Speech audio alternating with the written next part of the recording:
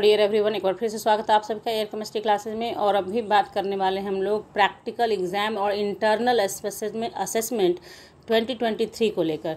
CBSE का बहुत भयंकर वाला अपडेट है, जो ध्यान से सुनिएगा, बिना समझे मत जाइएगा। समझिए इसको कि यहाँ पे क्या कहा है सीबीएसई ने, ठीक है। क्योंकि आप क्या करते हो, जब आपके हाथ में समय होता है, बातों को समझना नहीं चाहते हो, और उसके बाद जब समय निकल जाता है हाथ से तो फिर आप लोग परेशान होने लगते हैं। इसलिए ध्यान से सुनिएगा, ठीक है।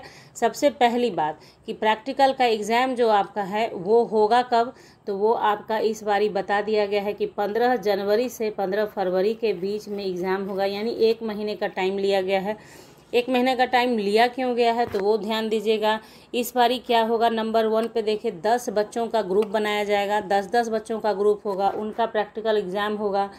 हर एक ग्रुप के अलग अलग इंटरनल और एक्सटर्नल होंगे। यानी जो एक्सटर्नल आते हैं बाहर से एग्ज़ाम लेने के लिए, वाइवा लेने के लिए, और इंटरनल जो होंगे आपके स्कूल वाले, वो भी हर एक ग्रुप के लिए अलग अलग बनाए जाएंगे। बात आ रही समझ में आपके?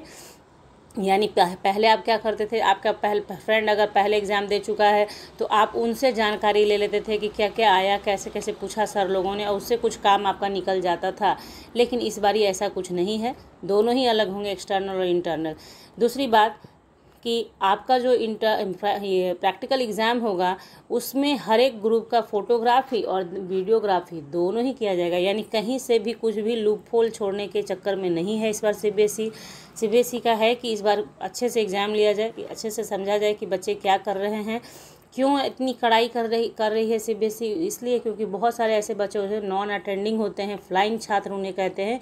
तो नॉन अटेंडिंग स्टूडेंट क्या होते हैं, अचानक से एग्ज़ाम के, प्रैक्टिकल एग्ज़ाम और इंटरनल असेसमेंट के दिन प्रकट होते हैं, और वो एग्ज़ाम देने के लिए भी तैयार नहीं होते हैं। स्कूल में कुछ खिला पिला के, जैसे कहते हैं ना, लेन देन करके अपना काम चला लेते हैं। तो इस बारी उसका लेन देन से काम नहीं चलेगा आपका। आपके वीडियोग्राफी का अर्थ है कि आपका देखा जाएगा कि आप प्रैक्टिकल के दौरान कैसे सिंसियर थे, आपने क्या किया, कैसे किया, आपने एक्सटर्नल के क्वेश्चन का आंसर कैसे किया, ऑल, ठीक है।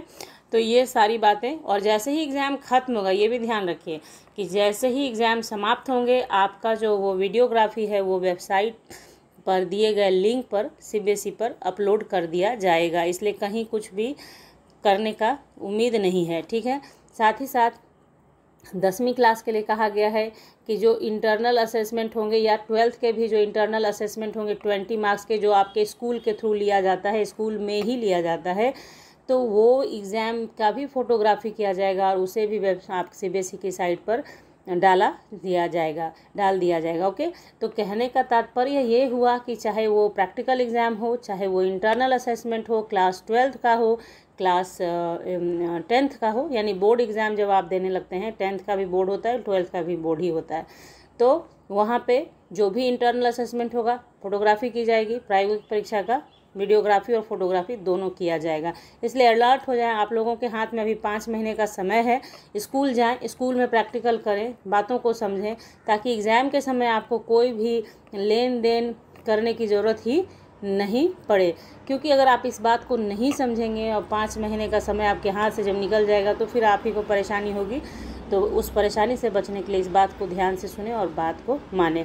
तो मिलते हैं आपसे नेक्स्ट क्लास में नेक्स्ट वीडियो के साथ। तब तक के लिए bye, thank you, take care, have a nice day बच्चों।